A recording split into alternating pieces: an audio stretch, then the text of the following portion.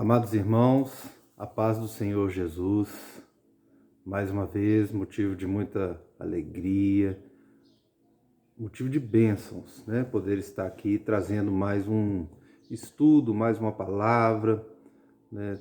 Trazer mais uma reflexão acerca da palavra de Deus.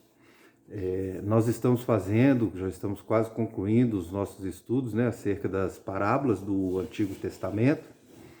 Mas como eu estou fazendo esse estudo na modalidade presencial, todos eles foram assim, eu resolvi preservar dessa forma. Então, na próxima oportunidade, presencialmente, eu retomo esse estudo. E hoje eu vou estar trazendo, né, para os irmãos, para as irmãs, uma palavra de mais um salmo. Eu escolhi o Salmo 40, o Salmo de Davi, mais um Salmo de Davi. Por que eu escolhi esse salmo? Esse salmo eu tenho uma relação muito bacana com ele, porque quando eu me converti, eu tinha um colega, um amigo, que sempre nos momentos assim que a gente estava meio ansioso ou aguardando alguma coisa, ele falava assim: aguarda no Salmo 40, irmão, aguarda no Salmo 40. E era um salmo que eu lia muito ele em função disso, e eu resolvi trazer essa mensagem, esse salmo muito bonito de Davi.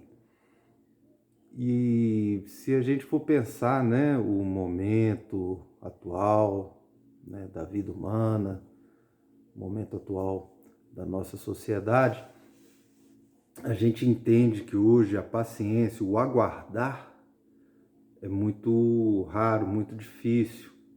Nós estamos vivendo em tempos ansiosos, nós estamos vivendo uma sociedade ansiosa, né? Nós temos notícias aí de um aumento exponencial nos transtornos de ansiedade. Então, quando a gente tem uma palavra de Deus que confronta diretamente isso, é importante, né? A gente refletir, a gente deixar registrado essa palavra. Então hoje eu vou convidar os irmãos para a gente estar lendo e meditando no Salmo 40. Eu vou fazer a leitura do Salmo.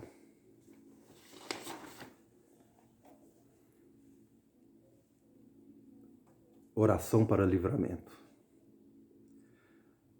Esperei confiantemente pelo Senhor. Ele se inclinou para mim e me ouviu quando clamei por socorro. Tirou-me de um poço de perdição, de um tremedal de lama. Colocou-me os pés sobre uma rocha e me firmou os passos. E me pôs nos lábios um novo cântico, o hino de louvor ao nosso Deus. Muitos verão essas coisas, temerão e confiarão no Senhor. Bem-aventurado o homem que pôs no Senhor a sua confiança e não pende para os arrogantes, nem para os afeiçoados à mentira. São muitas, Senhor, Deus meu, as maravilhas que tens operado e também os teus desígnios para conosco. Ninguém há que se possa igualar contigo. Eu quisera anunciá-los e deles falar, mas são mais do que se pode contar. Sacrifícios e ofertas não quiseste. Abriste os meus ouvidos. Holocaustos e ofertas pelo pecado não requeres. Então eu disse: eis, aqui estou, no rolo do livro está escrito a meu respeito. Agrada-me fazer a tua vontade, ó meu Deus, dentro do meu coração está a tua lei. Proclamei as boas novas de justiça na grande congregação. Jamais cerrei os lábios. Tu o sabes, Senhor. Não ocultei no coração a tua justiça. Proclamei a tua fidelidade e a tua salvação. Não escondi da grande congregação a tua graça e a tua verdade. Não retenhas de mim, Senhor, as tuas misericórdias. Guarde-me sempre a tua graça e a tua verdade. Não tem conta os males que me cercam. As minhas iniquidades me alcançaram, tantas que me impedem a vista. São mais numerosas que os cabelos de minha cabeça e o coração me desfalece. Praza-te, Senhor, em livrar-me. Dá-te pressa, ó Senhor, em socorrer-me. Sejam a uma envergonhados e cobertos de vexame os que me demandam a vida. Torna-me atrás e cubram-se de ignomínia os que te comprazem no meu mal. Sofram perturbação. Por causa da ignomínia, os que dizem bem feito, bem feito. Folguem e em ti se rejubilem todos os que te buscam. Os que amam a tua salvação digam sempre: o Senhor seja magnificado. Eu sou pobre e necessitado, porém o Senhor cuida de mim. Tu és o meu amparo e o meu libertador. Não te detenhas, ó Deus meu. Desculpa. Então esse é o Salmo de Davi. É uma oração bonita, uma oração forte, né, de Davi, como é costume as orações de Davi, onde ele reconhece a sua fragilidade, mas de maneira nenhuma ele abandona a sua fé em Deus. Então esse salmo retrata, mais uma vez, nós já tivemos a oportunidade de há pouco tempo atrás, né, no estudo do Salmo 51, falar dessa comunhão de Davi com Deus, mas aqui mais uma vez está retratando como que Davi tinha essa comunhão muito próxima com Deus, principalmente nos momentos difíceis ali da sua vida. Né, todos nós sabemos que Davi foi um rei guerreiro, implacável, sábio, habilidoso, mas que ele sempre demonstrava o seu esforço para depender completamente do Criador.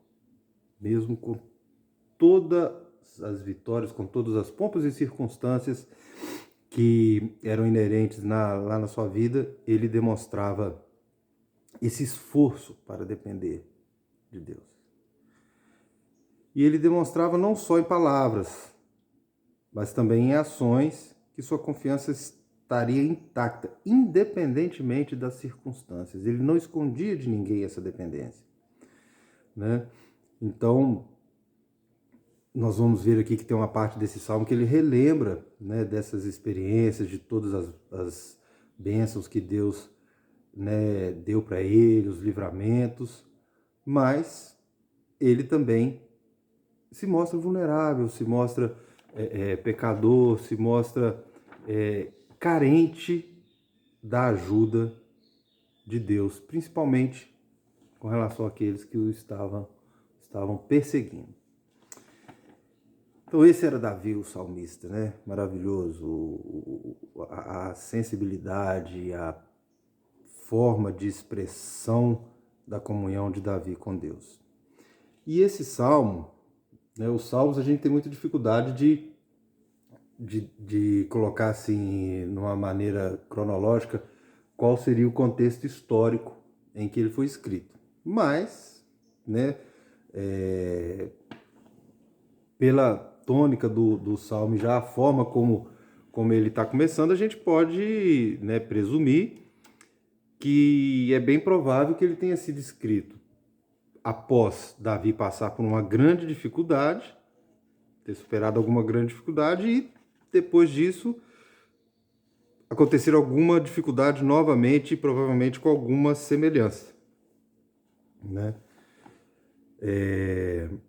Então, o salmista, né, Davi, por que se chega a essa conclusão? Porque ele reforça o livramento anterior para trazer à sua memória aquilo que dava esperança de uma nova intervenção divina a seu favor. Ele tinha passado por um sofrimento, né, provavelmente superou esse sofrimento, e pouco tempo depois foi acometido novamente por algum tipo de sofrimento.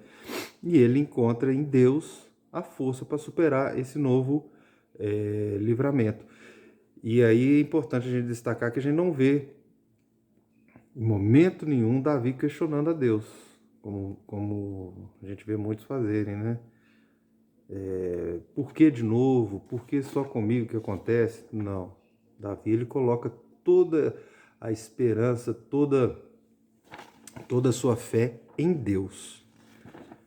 Então eu vou fazer uma rápida passagem aqui pelos versículos do Salmo, e isso vai ficar muito claro para a gente, né? E o Salmo já começa no versículo 1, Davi falando que esperou confiantemente pelo Senhor. Ele se inclinou para mim e me ouviu quando clamei por socorro. Então esse versículo está mostrando essa paciência de Davi e que ele era fiel a Deus, né? Então ele só buscava confiança em Deus e ele evitava tomar as coisas em suas próprias mãos ou achar que ele próprio era capaz e suficiente sozinho para superar as dificuldades, e da mesma forma não buscava em outras fontes essa força. Então Deus era a única fonte de ajuda para Davi e deve ser a única fonte de ajuda para aqueles que nele confiam.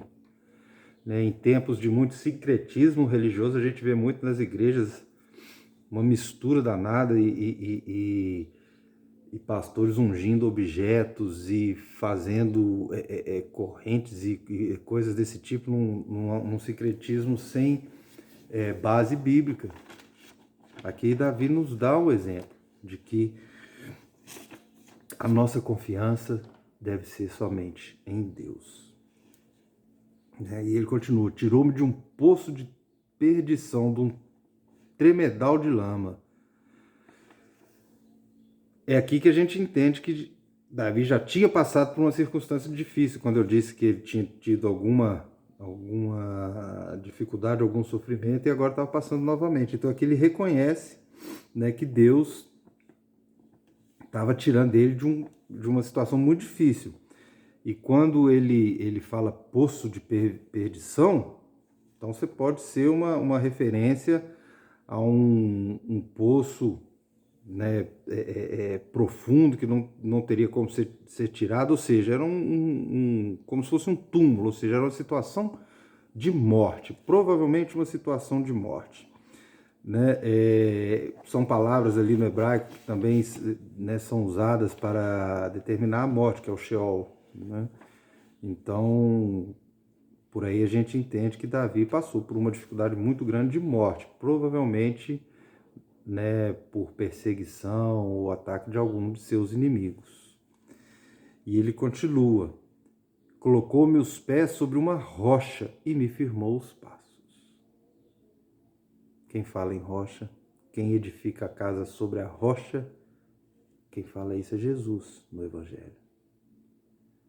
Está vendo a hermenêutica, a chave interpretativa do Salmo com a mensagem de Jesus? Aquele que edifica a casa na rocha é que está firme na fé com Deus. O que edifica na areia, o tempo, a tempestade, vai lavar e vai derrubar. Então aqui Davi já está afirmando que Deus colocou os pés dele sobre a rocha é o Senhor. Aqui já estava prefigurando a imagem, a vinda do Cristo. E pôs nos lábios um novo cântico, um hino de louvor ao nosso Deus. Muitos verão essas coisas, temerão e confiarão no Senhor. Então, nesse versículo 3, ele está falando que ele passou por uma situação difícil, provavelmente uma situação de morte, um poço profundo, mas Deus o salvou e pôs nele um novo cântico. Então, provavelmente isso aí ele está se referindo ao que é uma novidade de vida, a uma situação nova de vida, de superação após ter sido salvo da morte. Bem-aventurado o homem que põe no Senhor a sua confiança e não pende para os arrogantes nem para os afeiçoados à mentira. Então aqui bem-aventurado ou abençoado, né? Aí ele está demonstrando essa alegria, essa satisfação de ter superado aquilo, de estar nessa nova condição, nessa nova circunstância. Felicidade, né, geralmente é o resultado da bênção, que vem por meio da confiança e obediência a Ele, né? E Deus não pende para os arrogantes nem os afeiçoados à mentira. Então Davi está mostrando que Deus pende para aqueles que confiam, para aqueles que têm fé. No versículo 5 ele fala das maravilhas. São muitas, Senhor Deus meu, as maravilhas que tem operado e também os seus desígnios para conosco. Então Davi aqui, ele reconhece, né, essa mudança da experiência pessoal dele. E quando ele fala conosco, ele leva isso para toda a comunidade de Israel, né?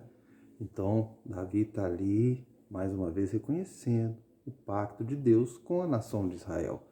Não é uma oração, não é uma situação apenas personalíssima. Ele faz aqui um parâmetro, uma comparação de que as mesmas bênçãos, as maravilhas que Deus operou, livrando ele daquela situação específica, Deus também opera para a nação de Israel, né?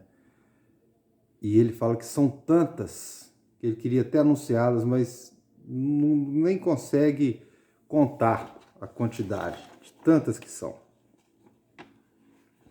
E depois do versículo 6 até o versículo 6, o 7 e o 8, Davi aqui está falando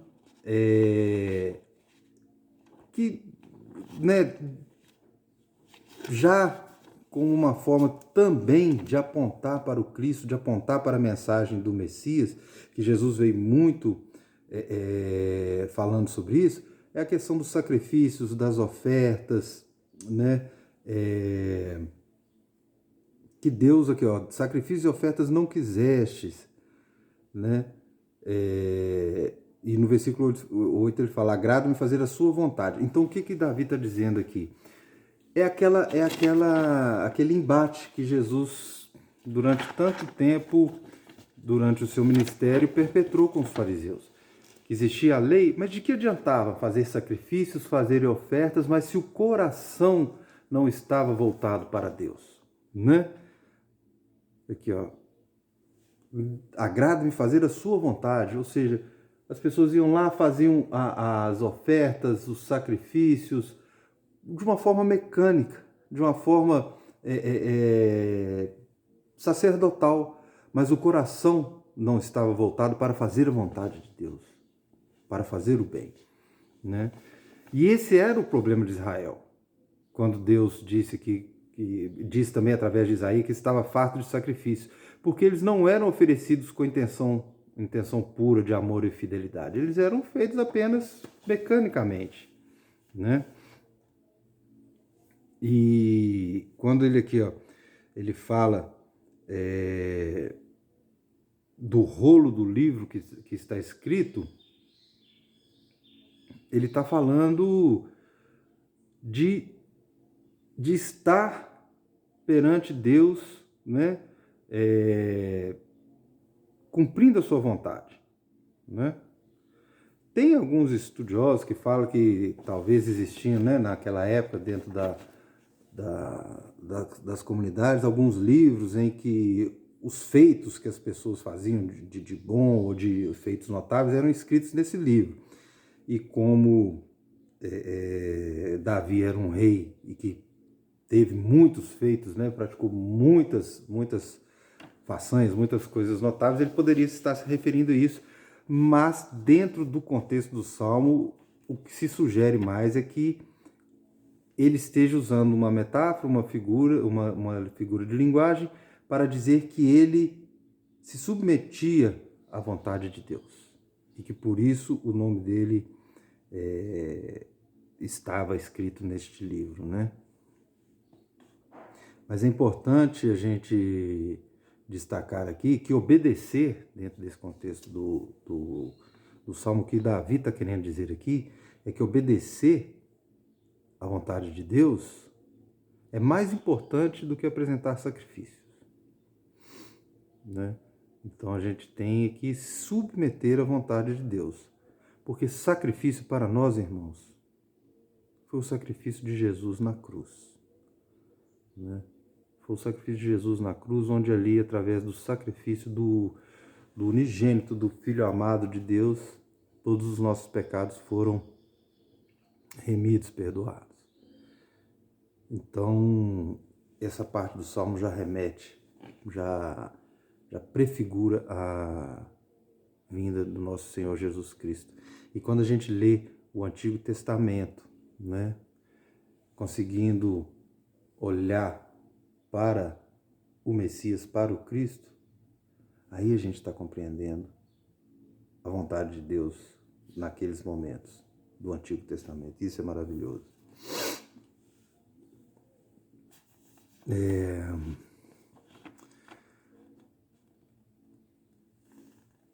Do versículo 9 até o 12,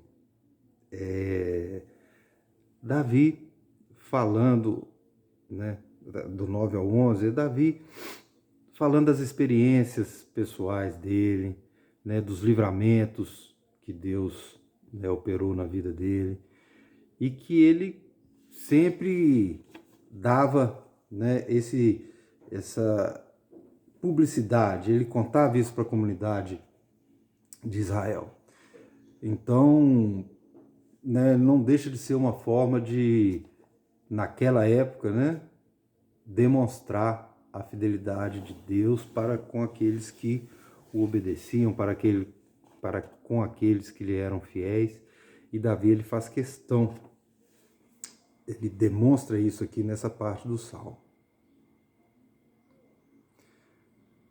Aqui, ó, proclamei as boas novas de justiça na grande congregação, jamais cerrei os lábios, ou seja, ele não ocultava essas maravilhas, né?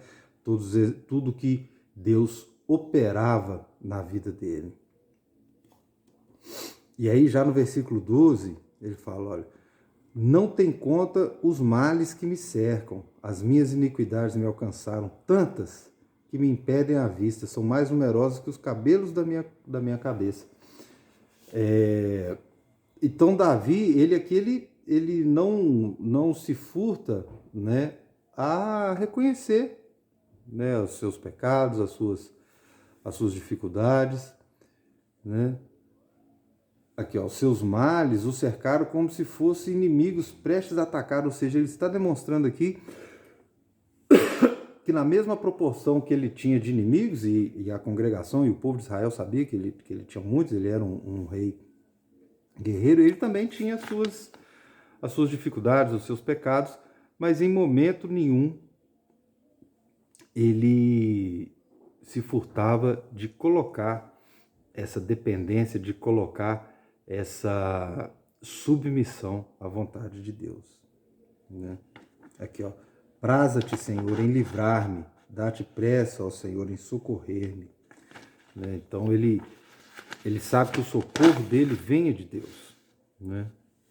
Naquela época, né, nesse versículo 14 aqui, ó, do 14 ao 15, ele era comum, né, pedir que os inimigos também sofressem, né? Então ele pede aqui, ó, sejam envergonhados, encobertos de vexame, sofram perturbação. Ele tá trazendo isso para os inimigos dele. E era comum, né, para aquela época pedir que isso recaísse sobre os inimigos, tanto de Davi quanto da nação. Eles oravam, né, para que os inimigos sofressem. Era uma condição daquela sociedade, daquela comunidade naquela época, em que eles viviam em batalhas, em que eles viviam em guerra, e depois Jesus veio já trazendo uma nova aliança, uma nova mensagem, onde que a gente deve amar os nossos inimigos. Mas a gente também tem que ver o Salmo dentro do contexto histórico. A gente não, da mesma forma que a gente estuda o Salmo quando ele aponta para a figura de Jesus, para a vinda de Jesus, a gente também tem que entender o contexto histórico em que o Salmo foi escrito e principalmente esse contexto onde que Davi estava passando por dificuldades e tudo indica, né, voltando lá no início do Salmo, quando ele coloca aquela questão do poço profundo, de ser salvo da morte, a gente sabe que Davi estava falando de embates de guerra, né? Porque a história de Davi, quando a gente pega a história de Davi, a gente sabe que ele passou por muitas dificuldades, enfrentando inimigos, enfrentando guerras. Então, da mesma forma que ele apontava, né, para a sua fé, para a sua dependência, a sua comunhão com Deus, ele também sabia que existiam os inimigos terrenos e ele orava para que esses inimigos, né, sofressem algum tipo de perturbação ou que fossem realmente derrotados. E ele finaliza o Salmo, no versículo 16 e 17, falando em rejubilo, né? Folguem e em ti se rejubilem todos os que te buscam, os que amam a tua salvação, o Senhor seja magnificado. Eu sou pobre e necessitado, porém o Senhor cuida de mim. Tu és meu amparo e o meu libertador. Não te detenha, ó Deus meu. Então ele finaliza, né, trazendo essa mensagem que todos que buscam e são fiéis a Deus, né, devem se rejubilar com essa dependência, né? Então, pobres e necessitados, quando ele usa essa expressão aqui, sou pobre e necessitado, e a gente sabe que Davi não era pobre, ele era rei, mas é uma expressão que se refere à humildade e dependência de Deus como único auxílio. Davi aqui, ele está falando que mesmo ele sendo rei, mesmo ele tendo, né, recebido todas as bênçãos, todas as obras que Deus operou na vida dele, ele ainda era humilde e declarava a sua necessidade de Deus. Então, meus irmãos, para concluir, esse estudo, né, do Salmo 40 nos permite entender um pouco mais sobre como funciona o coração de um verdadeiro adorador, né? Para que possamos modelar esse coração e pela intenção certa crescer, devemos ter intimidade com Deus. Tanto que o nome do Salmo é uma oração. Oração, como Jesus nos ensina, quando ele fala para orarmos em verdade, né, e sem ter que ficar demonstrando, né, ele fala que entrar no quarto e ali, em verdade, em intimidade, a gente orar com Deus, é a mesma coisa que Davi está falando aqui. Davi, desde muito jovem, ele demonstra uma intimidade muito grande com Deus. Tanto que ele foi ungido como rei muito jovem, e a gente sabe a história, como o menorzinho, mais franzininho, mais novo entre os irmãos ali de sua família, né? E em função disso também ele sabe que ele sofreu muitas perseguições ao longo de sua trajetória. Em momentos felizes, em momentos de tristeza, em momentos de perseguição ou de paz, Davi sempre estava em comunhão com Deus, buscando mais a sua presença, para ser ainda mais dependente dele.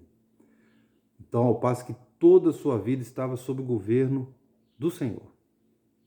E foi assim até os últimos dias de Davi. Então essa é a mensagem. Desta mesma maneira como Davi se relacionava intimamente com Deus, com uma fé sólida, madura, com dependência, com humildade, tanto nos momentos de dificuldade quanto nos momentos de alegria. Davi aqui escreveu esse salmo, provavelmente tinha passado por uma dificuldade muito grande e já estavam vindo outra concomitantemente ou logo após, né? E assim é na nossa vida também, isso pode acontecer muito em nossas vidas. Às vezes a gente supera uma dificuldade, uma tribulação e logo depois vem outra, e muitas vezes vem outra, e a gente pode, né, ser compelido a pensar, mas por quê? Como pode isso acontecer? Eu eu sou cristão, eu confessei a Jesus, mas é a intimidade com Deus, é a intimidade com o Criador e a nossa submissão a Ele em espírito, em oração, em comunhão íntima, é que nos faz enfrentar essas dificuldades, porque as dificuldades na vida, elas irão acontecer. Né? Seria muita pretensão nossa achar que nós vamos passar incólumes por essa vida sem ter as dificuldades. E pretensão maior ainda é acharmos que nós mesmos, por nossas próprias forças, por nossas próprias vontades, vamos conseguir superar essas dificuldades. Mas não é o que a palavra nos traz. A palavra nos traz dependência, submissão, é oração, é comunhão. Porque aí o refrigério vai vir, o entendimento vai vir, e no final, como diz o Salmo, nós vamos nos regozijar. Regozijar não só pelas bênçãos, mas nos regozijar, como ele diz aqui, olha. Os que amam a tua salvação, pois a finalidade da vida do cristão é a salvação espiritual. E aí não tem problema terreno, não tem tribulação terrena, não tem dificuldade da vida que vai evitar essa salvação, porque ela depende do Senhor, ela está nas mãos do Senhor. É nele que devemos confiar e é nele que devemos depositar a nossa paz, a nossa certeza, a nossa esperança de salvação, em nome de Jesus Cristo. Amém? Essa era a mensagem que eu tinha para trazer para os irmãos. Espero que ela possa frutificar em vossos corações, servir de reflexão para que nós possamos continuar a nossa jornada. Em nome de Jesus, grande abraço e até a próxima.